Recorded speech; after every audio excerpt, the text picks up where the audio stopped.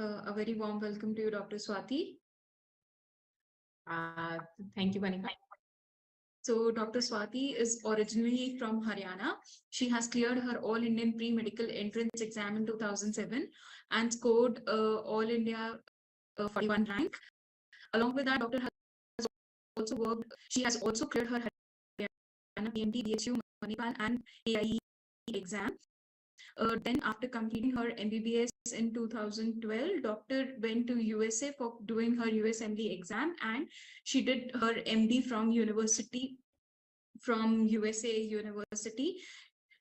And after completing her MD and her studies there in the US, she came back to India to serve her country, which very few of the doctors do. And when I got connected with doctor, I was very proud to see that doctor came back from US to serve her country. Currently, doctor is working as a medical consultant and at United Medicity Hospital. Along with that, she is also a chief medical officer at Sub Center in Paragraph. So a very warm welcome to you, Doctor. Thank you, Kanika. Thanks. Thank you. Doctor, you can take over the sessions from here. Okay. So thank you everyone for joining. As Kanika as well, given me a good, given all of you a good information. So I'm not gonna bore you with that, but to just a brief background that I have also given in my previous video recording I sent all of you, that I did AIPMT. At that time it was called AIPMT. Now it is called NEET. And in that that's in 2007 I did that, and then in 2012 I completed my MBBS, and then in 2014 I took the steps, step 1, 2, and 3, and then I applied for USMLE match and the interview process. And then I started my residence in USA in 2015, which I completed in 2018. Then I worked for a couple of years, for 2 years, 2.5 years in USA as internal medicine physician. And then I came back here in COVID era, mainly because of the COVID going on, and I didn't want to leave my family here, all of that stuff. So I have been here. I have been a person who has prepared for Indian exam, and then I have prepared for USMLE exam and interview process, and then I have worked as a resident and also as a physician in USA. First, I would like to talk about the USMLE steps and what has changed since I have done it, and now what is the process. So when I did it, it was step 1, which is based on basic foundation knowledge, basically first and second year material, in which your pharmacology, microbiology, forensic, and anatomy, physiology, biochemistry, all of that is included. That is the basic foundation of the question, but still questions are clinical scenario based only. You can find some examples on USMLE or NPME websites. There are tutorial, or I can even share the links that you can do to get yourself aware of how the questions are prepared. And then there was step 2 CK. After step 1, you can do, there's no actually you have to do CK and then CS, but at that time I did CK, and then there was step 2 CS, which is the major change now, that there is no step 2 CS. So the difference was step 2 CK was basically clinical knowledge, theory based, and then they will test your practical skills, which will be English speaking skills and bedside manners, and how you talk to the patient, how you can reach a diagnosis and apply that clinical knowledge to get proper treatment for the patient. They will test that in clinical skills exam. So step 1 and step 2 CK you can take while you are in India and while you are in medical college. But step 2 CS you can take while you're in medical college, but you have to go to USA to do it. So now things have changed. As I said, the step 2 CS there no more. There are actually 6 pathways USMLE website has mentioned, which you can do instead. And there are different things which are required now, which I think it is simpler because now you don't have to go to USA, and if you don't have any clinical experience, like I did not have any clinical experience before giving my CS, but I still managed to pass that. But it is a pretty difficult situation if you haven't been to USA before and you're going there for the first time for your exam. But now you can, I guess you can take like TOEFL or any English speaking exam they have mentioned, and then you can give your clinical skills. You can do a comprehensive clinical test over here with a provider, and even in India, and you can submit that to USMLE that I am okay with my clinical skills because I have passed that exam here. So as I mentioned, there are pathways mentioned, and there are different details they require, which again they will ask for, like, yeah, how are your English speaking skills, so you have to pass a test for that, but that is all just here in India, you don't have to go there. And then there is step 3, which is optional before going for a match. You can do it.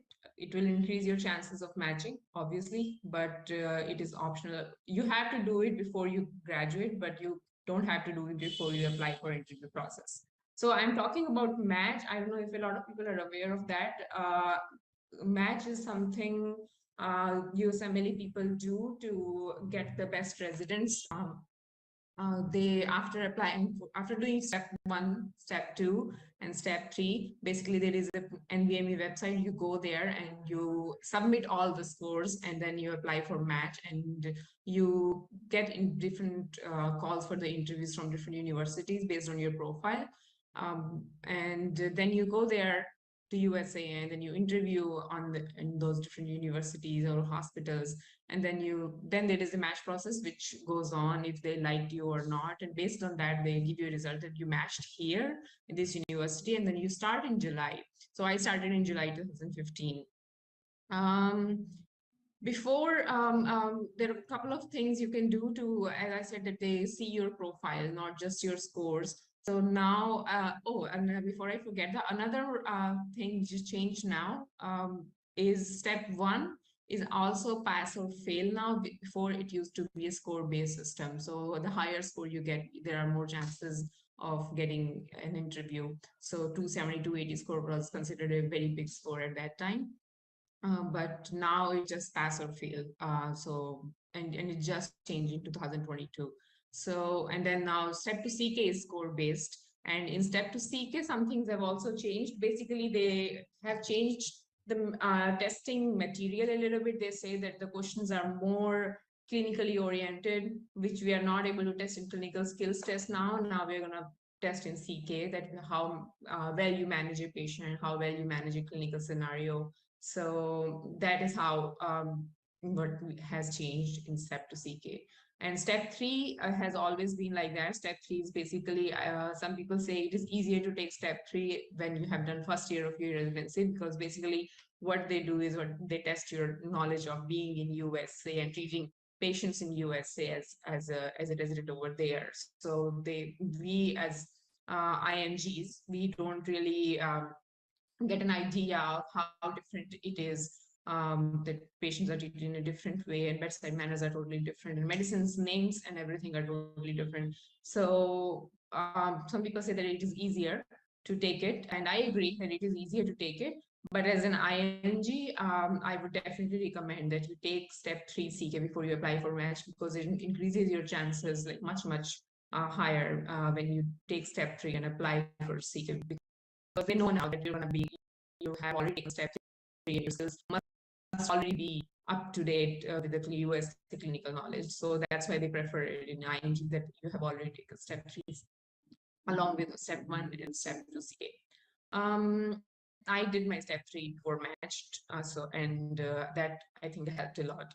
The other things which you can do in to help you in your interview process, or in just increasing your matching profile, is some going to USA and rounding in their hospital. So there are 3 things in that way you can do. One is called observership, other thing is called clerkship, and then there are research.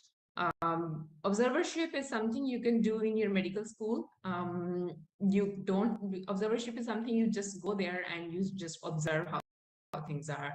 Present during rounds, you're present in the hospital, you're present when they treat the patient, when you're in front of the patient, you can even talk to the patient, but you cannot touch the patient. You cannot be liable for anything because you don't have malpractice insurance or anything. You just don't have the permission to do anything to the patient, but you can observe, you can chat, and you can see how things are done over there. So I did 2 observerships just to get an idea before going there. One of them was in the University of Miami, and another one was in Cleveland. So that really helped me a lot to see, even though I did not get to like treat the patient, or but my attendees were really nice, and they would take my opinion, and I would talk to them about cases, and I would be an active participant in the discussion.